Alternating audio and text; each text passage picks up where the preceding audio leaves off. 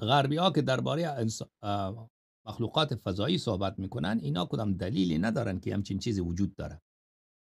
شایعاتی هست که مثلا همچین چیزهایی در آسمان دیده نشده. یه بعضی وقتا نورهایی را در آسمان میبینن که این نورها متحرکه و اینها که به عنوان بشقاب پرنده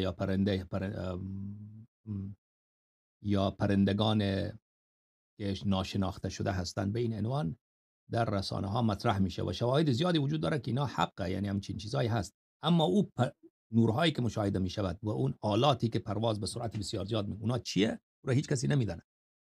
خب بله. ما هم نمیگیم اون جنه و کسی هم که بگوید که از جهان دیگری آمده، اونم معلوم نیست.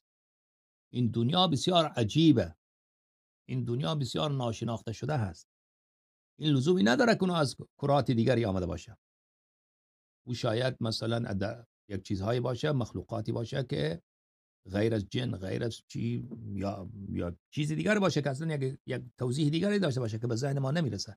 خلاصه کلام اینه که کسی نمیدونه اونا چی هستن.